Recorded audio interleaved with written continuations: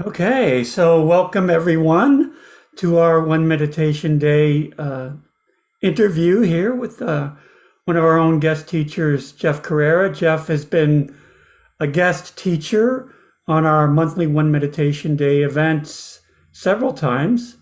And Jeff has been one of the main influences of all of us on the One Meditation team.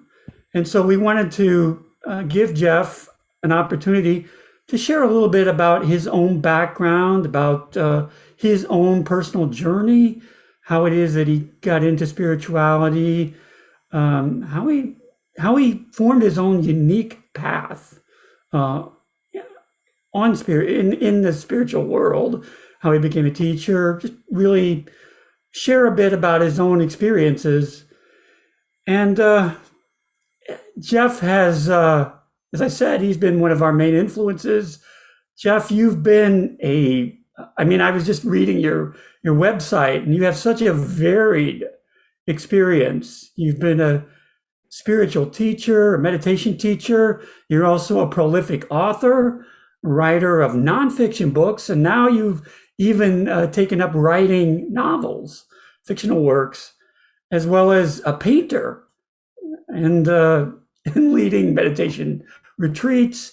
Just sort of wondering how all that came about for you, the how it first happened, that you first got on the spiritual path, and if you could just share a little bit about your own experience for our audience, that would be really great. Sure, absolutely, Jeff. Thank you.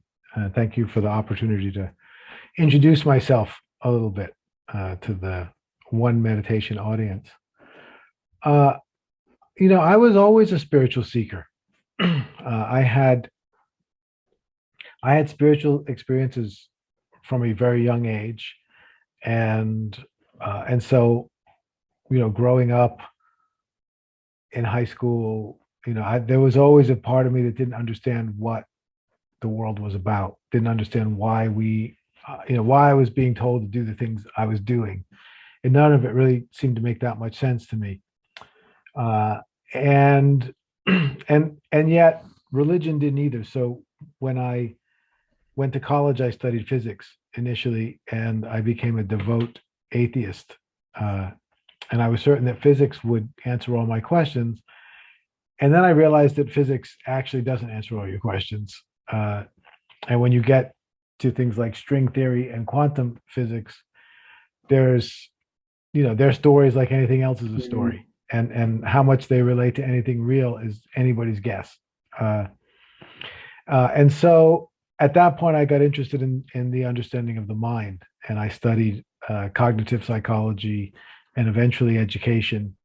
And that led me to the practice of meditation in a Buddhist context. Initially, I was studying in the Vipassana community in and around Cambridge, Massachusetts. So at that time, uh, yeah, there were a number of teachers at the Cambridge uh, Insight Meditation Center. Larry Rosenberg was one of them, among others.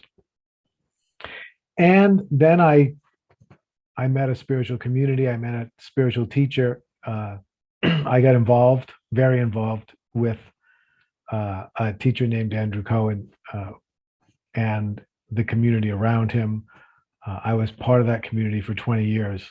I left my job as an engineer and devoted myself completely to the study of meditation and the pursuit of awakening.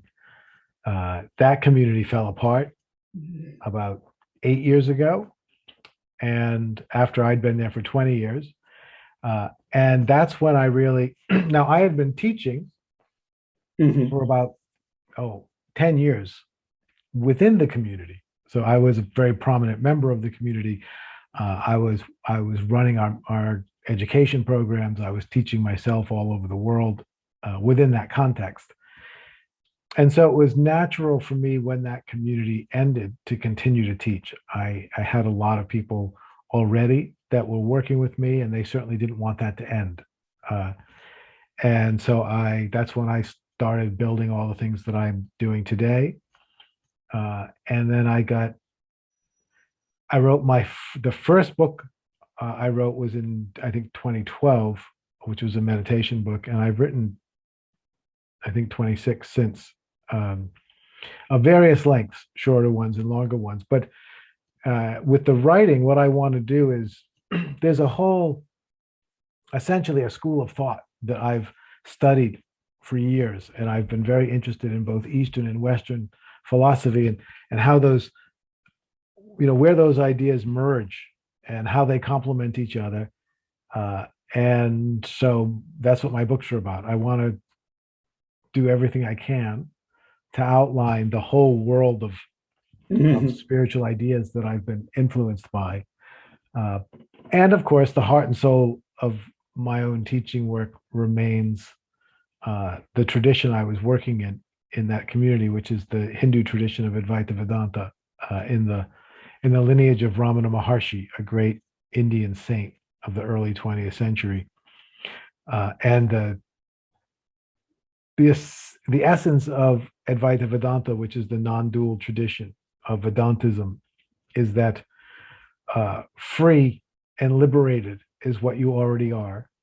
And therefore, anything that you're doing to try to become free and liberated is exactly the thing that's keeping you from recognizing that you already are. So it's a path of non-doing.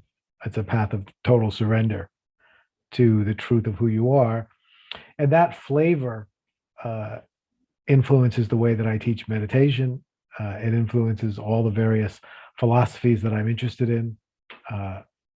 So what has captivated me most is the idea of non-duality, the idea that there's only one, that that the world of multiplicity and division, although it's real at certain levels of being, it's ultimately all connected in some overarching unity and wholeness.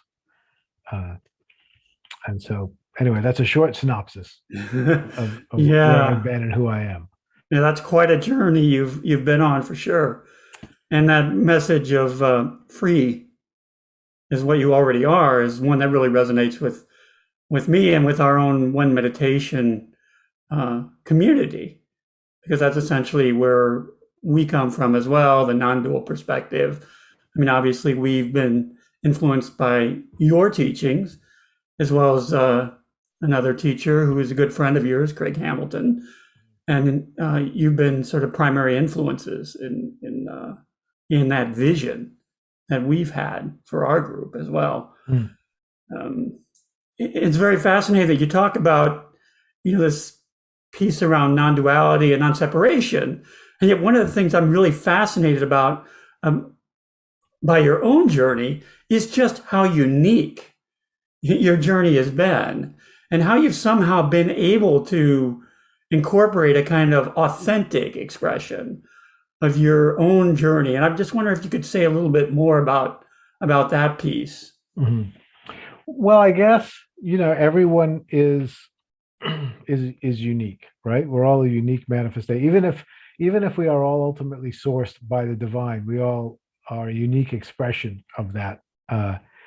And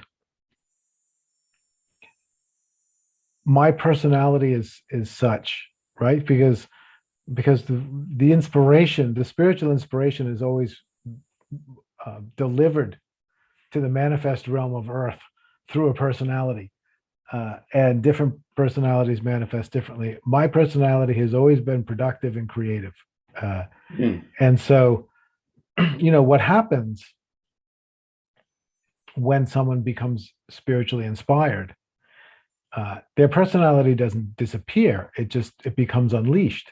They become liberated to be more of who they are. They don't become less of who they are. And so as I have been more and more spiritually inspired, more and more energized by a deeper source, I find myself being more and more productive, more and more creative in different ways, and kind of ceaselessly, as I have been my whole life, ceaselessly curious about new things.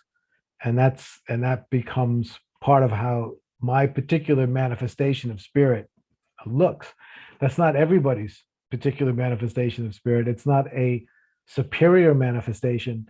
I mean, someone else may have a manifestation of spirit like Ramana Maharshi, uh, who that at least for a number of years compelled him to sit in silence and say nothing.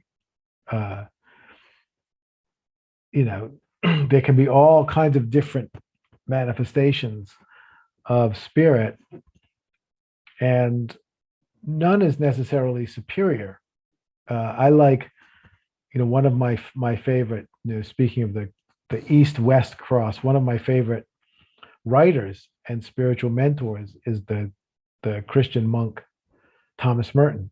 And the thing that I most appreciated about Merton's writing was his kind of relentless call for authenticity of Yes. vocation. That he was Yep. always saying, you don't want to be a good monk. You don't want to be the best monk. You want to be the monk you're supposed to be, the one that you were destined to be, not the one that you think is the best or that other people are telling you is the best. And I really have taken that to heart, that I follow my own path of inspiration, and it looks like me and nobody else. And it's not necessarily the best, but it's the best for me. Yeah, I mean, I really appreciate, your sort of commitment to an authentic expression of, your own spiritual life, your own spiritual unfolding. And certainly that's a message that has resonated with me as well. It's like, really, how do I become, the most authentic person I can be? And I really love how you put that about, this. It's not that your personality is somehow wiped away. It's right. It's unleashed. All your capacities, on your own sort of native capacities, are expressed, but they're expressed in a deeper, richer way. And that's certainly what I've found as I've matured in my own spiritual understanding. So I'm really appreciating that. So just wondering, Jeff, sort of what are you working on right now? What sort of projects are you working on? I know I saw that you recently come out with a new book, and so just wondering if you could say a little bit about that. Well, sure. I mean, this is, I would say I'm in the middle of a big project, which is Hmm. the end of last year. I really got inspired. I was very, very inspired uh, to write and to share a lot of ideas in books. And so I made a commitment to myself to publish one book a month for 3 years. Uh, and so now we are in August. So I published 8 books this year. I have two more that are already ready, and two that I need to write before the end of the year to make 12 for this year. And I've got a plan to do, and I'm doing that. A lot of them are shorter books, but I really felt compelled to want to share in book form ultimately everything that's inspired me. I don't know how long that will take, but so I'm in the middle of that, and right at the moment, I'm writing a book that I'm very excited about. That's called "Spiritual Experience and Cosmic Awareness," and essentially, that book. Uh, in that book, I am looking at some of the most transformative spiritual experiences that I've had, uh, and what I want to use the book to speak about is the fact that we have spiritual experiences, and obviously they're important to have, but we don't just have them. We also interpret them. We make Hmm. meaning out of them. And Yep. how we make meaning out of them is as important as having them in the first place. Because two people can have exactly the same experience. One interprets that experience in a way that leads to a huge leap in their spiritual development. Another translates that experience in a way that leads to nothing, Hmm. that leads to the experience being dismissed or forgotten. Uh, And so I want to write the book about uh, some of the experiences that I've had, how I have interpreted them and why I interpret them that way, other possible ways that they could be interpreted, and how you might want to think about interpreting your own spiritual experiences and why. And and ultimately, the vision that I want to share with that book is uh, the way the path has worked for me. And this is, I have a unique path, just like we all do. So my unique path involved 20 years of intensive work in a spiritual community where I had the opportunity to do enormous amounts of practice all the time and have numerous, countless spiritual experiences, some of which were, earth shattering. And so what happens on the path is you're chugging along on the spiritual path, and then there's a huge opening of some type, some form or another. And then you make meaning out of that. You make that mean something or not. And how you make meaning of it determines what possibilities start to open for you for the future. Right? And so then the next time, so that opens up a whole new range of experiences. And then you have one there. And then that opens up a new possibility. And so the way you interpret your experience is, whether you're conscious of it or not, is guiding your path. So for instance, I use this example in the book, but I had a powerful experience of constant awareness, constant consciousness, where for 3 days I couldn't lose consciousness. So when I fell asleep, I was still there. I just watched my body fall asleep. I watched my mind fall asleep. I just abided in emptiness all night. Then I watched my mind wake up and I watched my body wake up. I concluded from 3 nights of that experience, that I am a kind of free-floating source of awareness from another dimension that has become embedded in the idea of a self associated with this body. But that when this body, before this body was born, I was just a source of awareness. And then the body appeared, and somehow I ended up in it. I ended up getting myself all identified with it. When the body drops, the source of awareness will continue. I don't know. That's what I will be. I concluded that made the most sense to me in terms of the experience that I had. It instantaneously kind of eradicated a certain existential fear of death, because it was obvious to me that I was never born and I will never die. And it set the stage for a whole series of experiences that happened later that kept confirming that and taking it further, right? Now I say in the book, what if I had concluded that actually I was having a psychotic break and I had become dislodged, I had become disassociated from my mind?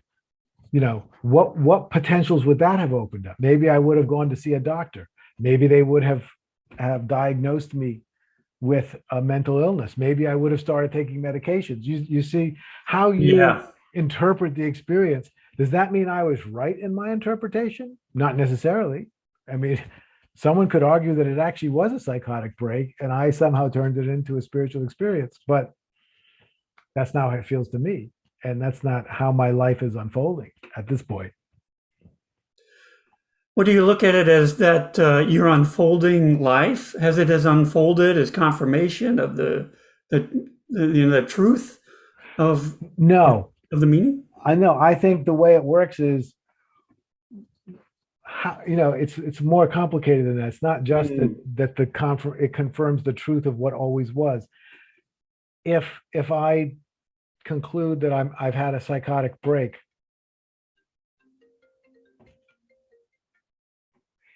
sorry, did you hear that? No, okay, good. Didn't hear anything. Okay, good. If I conclude that if I concluded that I was having a psychotic break, that would open up a field of choice that I would then make. As I went in that direction, I would inevitably get confirmation that that's what had happened. I would essentially be living into that reality. Now, maybe I'd be living into a reality where I was eventually cured of the problem, or where it was seen as a temporary situation, or maybe it would be something I would then be living with my whole life. But I go, the direction you go in is where you get confirmation. I went in this direction, that I am an unlimited absolute source of awareness from a different dimension, temporarily inhabiting a body. And that opened up experiences and choices that kept confirming that, until more and more and more, that's the reality I live in. Now, both of those realities are real realities for the person living them. How they relate to some other overarching reality that is somehow more real than the I have no idea. I'm not sure there is such a thing. I don't know if there is a reality beyond the reality that we experience. Yeah, that's definitely a little more nuanced and complicated and complex Yes. expression for sure. But it does make sense, very much so. Yeah, absolutely. It makes sense to me. And that's in that sense that I can understand comments like, we create our own reality, right? Not in the Yeah, magical sense that I think something and then it happens, yeah, but yeah, for but sure. because of the way I interpret my reality, that then influences the choices I make. The choices I make then influence the feedback I get, which influences the next round of, and it goes on and on and on. And we do create our own reality that way. Yeah, I do. I would agree with that for sure. And I've sort of found confirmation of that in my own life. At one point, I was stuck in a mindset where I saw myself as broken and fragile. And that continued to manifest itself. And I continued to show up in a way that demonstrated that. Mm, And then at one point, I was doing my practice and I had some of my own sort of spiritual experiences and sort of transformative breakthroughs. And at a certain point, I just was like, I don't, that story doesn't serve me anymore. right. I don't, Right. I'm going to pick a different story, one based on these experiences, and I'm going to allow that story to unfold in that way. And it's been a whole different way of seeing the world.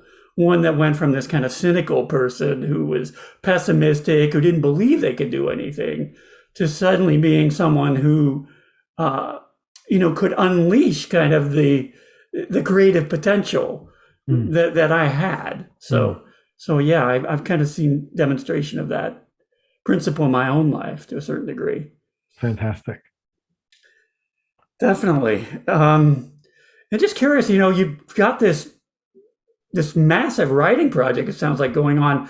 I'm sort of wondering, when you've been focusing on nonfiction and now you've kind of switched to fiction. I'm wondering how the fiction supports the nonfiction and the nonfiction supports the fiction, and why sort of that turn for you? Well, I started writing fiction a couple of years ago, actually, slowly. And I've written 4 novels to date. And I'll tell you why I came to that conclusion. Uh, there were 2 reasons. Initially, it was because I was reading a philosopher, an American philosopher who's no longer alive, but a late 20th century philosopher named Richard Rorty. And Richard Rorty was an American pragmatist and one of the most prominent philosophers of the late 20th century, certainly American philosophers. And he came to the conclusion later in his life that uh, the idea that philosophical ideas are telling you about reality is not a useful way to look at it. He said philosophy should really be thought about uh, as one of the humanities, as a form of literature. And what philosophy does is it creates a compelling way to understand the world. And if it's compelling enough, everybody will join into that conversation, right? And when everybody's in that conversation, then we are collectively creating a world around that conversation. And he would even say that modern science is really a philosophy. And it's the philosophy that, by and large in the Western world, everybody's in that conversation. And because everybody's in that conversation, it's assumed to be reality. But it really, I would definitely agree with that, by the way. yeah. Well, so would I. So you can see Yeah, why I was into sure. it. And so he thought that it would be better for us to think about philosophy because it liberates you. Because if you're thinking about philosophy as something that's describing a reality, then there's certain ways you go about philosophy. But if you're thinking about philosophy as compelling literature about reality, a compelling way to understand reality, it frees you in the way that you think. So at the end of his career, he said actually he felt writing literature would be more valuable than writing philosophy. For two reasons. One, people actually read literature and hardly anybody reads philosophy. But two, generally speaking, it's in literature, in stories, that stories contain an emotional impact. And the emotional impact is crucial for establishing the conversation. And it's difficult to write philosophical texts that have the same emotional impact.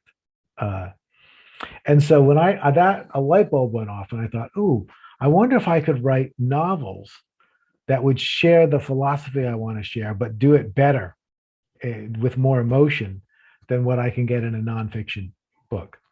So that was one. Two, sometime later, I realized that there were all kinds of things that I believe that are my reality, but that I'm very shy to talk about because they seem so outlandish. I'm afraid people will think I'm nuts. So I thought, oh, I could put those in novels. I could give those perspectives in novels, and I could attribute them to the characters in the novel without actually having to take responsibility for them. And so that's part of what I've done in my novels is I share some of the more outlandish ways that I experience reality and see reality, but I do it with the anonymity that comes from a novel. And you asked me, how is that impacting my nonfiction? It's impacting it because now in the latest piece of nonfiction that I just described to you, I'm realizing I'm starting to describe those things that I was only describing in novels last year. But now that I've written them in novels a few times, I'm feeling a little more confident to sort of claim them as my own actual experience. And so I've just been thrilled at how the novels and my fiction and nonfiction have been speaking to each other as I've been writing them. Well, that's great to hear, and certainly I'm a fan of fiction and in art as well. I find that it has a kind of transformative capacity, like you said, that emotional element, that emotional connection that can somehow transport us beyond our sort of established or understood frames of reality. And it can take us beyond that, far beyond it, in my experience, certainly. And I look to at some point write my own fictional works. I believe I have that capacity. I think that that's going to happen someday, but not right now because I have other interests to focus on. But yeah, definitely. And to hear that it has that sort of liberating effect on your own nonfiction. Wow, that's really wonderful to hear, Jeff. Yeah, it's exciting. Very Yeah, for exciting. sure.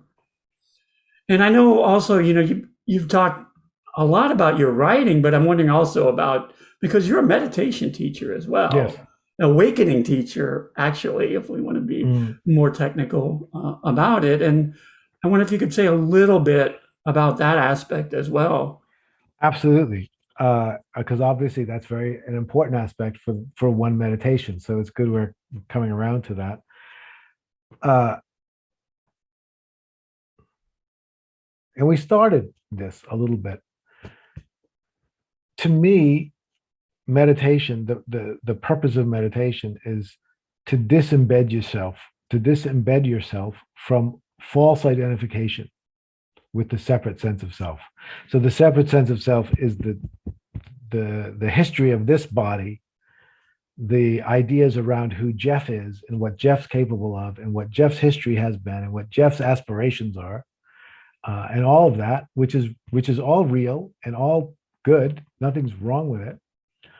But the awareness that's aware of this body and that's aware of all the ideas about Jeff, and that has all those aspirations is more than that.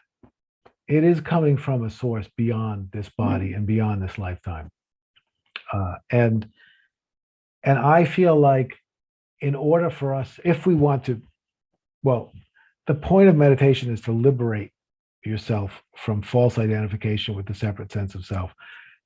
I believe, and it now has become my reality, that when one does that, you will discover that you are an infinite source of awareness that's been traveling through lifetimes.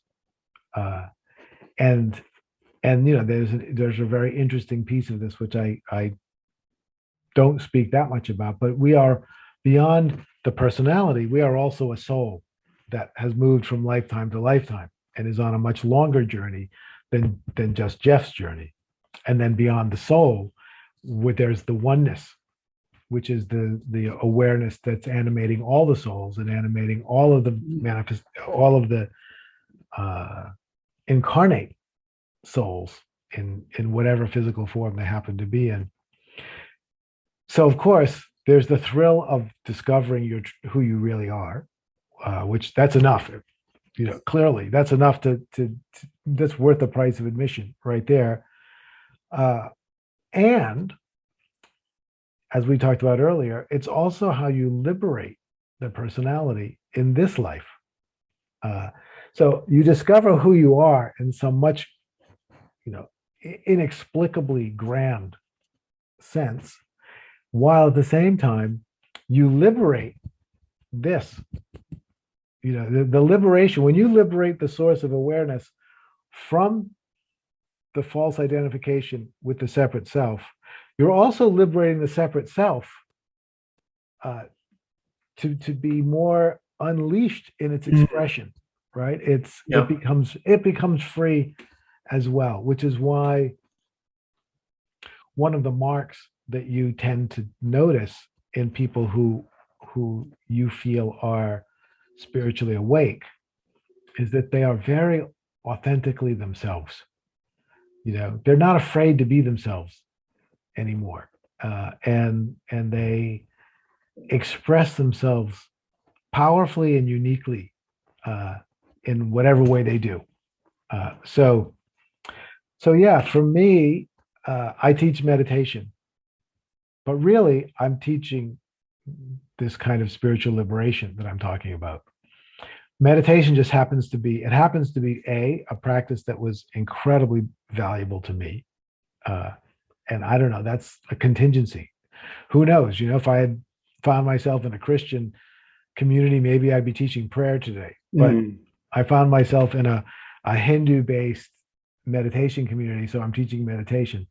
So first of all, meditation was the main vehicle of my awakening, or certainly one of the main vehicles of my own path. Secondly, meditation is something you can teach. It's more difficult to teach spiritual liberation because it's too amorphous. Yes. Meditation gives you something you can get your hands on. Now, when people come and learn meditation from me, I'm going to try and hand them the wheel and take it away as fast as I can, but still, you at least get the wheel to start with. You get something to go, okay, I'm doing something. And then I'm going to say, no, Yeah. no, don't do anything. Drop the wheel, surrender, and give up control. But again, the meditation creates the pathway in. And so that's what that's why I teach it. That's why I love it. And it's unendingly fascinating to me. I've been teaching meditation for about 20 years. And it never ceases to be fascinating to me to teach meditation at all levels. It's fascinating to me to teach people who've been meditating for decades. It's equally fascinating for me to teach someone who's just learning about meditation today, to see how they're going to respond and how they're going to discover the multiple fruits available through that practice. Yeah, I love hearing you say that because meditation has been, probably the primary tool for transformation in my own life. So I have a great, appreciation for meditation and for teaching meditation. I want to share this with whoever I can come into contact with because it's been such a powerful, transformative tool in my own path. So I definitely appreciate you mentioning that. So just wondering sort of what do you see or right now sort of like what is the future for Jeff Carreira? What's going to unfold? Any big plans beyond the writing project that you're working on this year? I mean, yeah, it's let's say what is this? What is my plans? Uh, what I see happening, because in addition to the things we've talked about, I also have a membership community of about Yes, yeah, 400 people, of which you are one. Uh, and a number of people in that community, including yourself, are emerging more and more as teachers in their own right. Uh, and so definitely one of the future possibilities that I feel for myself is the development of that community, and specifically through the empowerment of those people that are teaching in the community, because I feel like that's the next step, to have mhm, more people like yourself who are able to authentically act as guides to others, is what will strengthen the bonds of the whole community. That the model of, because up until now I've been the main teacher, right? So the yeah, model of one teacher in the middle, you can kind of just, if you just think about it, if there's one teacher in the middle connected to everybody, it's not a very stable structure. And heaven forbid, as I've lived through, what happens when the one person in the middle falls down? The whole thing falls down. So what I'm envisioning is, what if there's a dozen people and they're not in the middle? They're just sprinkled throughout, and how much more powerful a community that is, because that means, because I don't believe in the one size fits all model of teaching. I don't believe that there's one teacher for everybody. I believe that we all probably have multiple teachers in our path. We have a teacher that's perfect for us yep, today. yep, We may move on to someone tomorrow who's got the next piece for us, which means as there's more teachers in that community, people can find the teacher that's perfect for them right now. And every teacher's a little every teacher's a little bit different than the other, even if they're teaching. So you teach meditation, I teach meditation, but I teach differently than you teach, both because of my personality and your personality, but also because my background is one background and your background is another background. yep, And some people are going to resonate with me and go, wow, that's exactly, this is perfect for me. And somebody's going to resonate with you and say, this is perfect for me. And if you have 3 people teaching meditation, you can reach more people. And if you have 6 more, and if you have 10 more. So I would say this is a big part of the future, besides the writing books and wanting to create that body of philosophy, besides wanting to continually deepen my own teaching of meditation and awakening, uh, I also want to be training teachers to teach, and I want to be empowering them within that online community to see what can happen. I would love for that online community to grow to a place where I was really just one of the teachers, and that's how it felt to people. Uh, and it's going to take some time to get there, but that to me is worth doing, because then that particular community is no longer dependent on my participation. That there's enough. That's going to be a happy day for me when I know that there's enough people teaching with enough authenticity and authority that the community is self-sustaining without me. Uh, that will be that'll be a real success in my estimation. So those are some of the things I'm thinking about for the future, for sure. Wow, that's a really grand vision, and one I think that really seems to be more effective, right? Because I've seen as well, right? You have the one teacher who's at the top, and then so everybody is just following the one teacher, and then like if that teacher something happens, right, the community crumbles because it's so dependent on the one person. But if you Mhm. have that multiple people, right, and then it's sustaining, and it's also very humble, right? Mm. It's like saying that I'm not this. I don't have to be the center of attention, and I'm not the center of attention. So I just really appreciate how, your own humility in being willing to adopt a model like that. Mhm. Mhm. My sense is many teachers can't or won't do that. Well, I've been blessed by the fact that I'm so obviously flawed that it's hard for me to pretend that I'm the pinnacle of possibility. So, that's worked to my to my benefit in this case, because I'm aware that I know that I'm really, really good at the things I'm really, really good at. Uh, and I know that there are other people that are really, really good at other things, and I'm not good at those things. So Yeah, why would I want to pretend that I'm like the one shop stop? I completely agree with you. Well, Jeff, it's really been great to talk with you today. And thank you so much for being willing to do this, have this conversation with me. It's, we all appreciate your own generosity, right? I think if there's one thing that really resonates with all of us, it's your heart, it's your willingness to serve in this kind of generous fashion. You've been so generous with your time with one meditation. You've been generous with me personally. And I just wanted to acknowledge that and also want to give you an opportunity to share, your own contact information, how people can get in touch with you if they want to learn more about your writing, more about your own, your mystery school membership community, Mhm. or any of the other many projects that you have going on, if you want to share a bit. Sure. I mean, just to keep everything very simple, if people go to my website, which is jeffcarreira.com, they can find links to everything else. Uh, there's no, I try to make things as simple as possible. And one thing that I will say, because when does this come out? Well, we're hoping to get it out before the September 12th, before your appearance on our One Meditation Day event. Okay, so that's fantastic because on September 12th, so the timing here is working out beautifully. September 12th, I'm going to do my first, it'll be after the one meditation, which I think I'm doing at 10 a.m.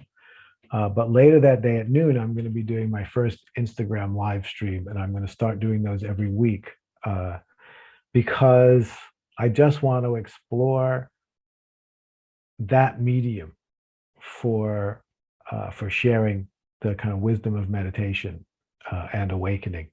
So if people want to find me on Instagram, I think it's jeffcarreira.awakening, and follow me there and join me for a Instagram live on the 12th and every week after that, if you are so inclined.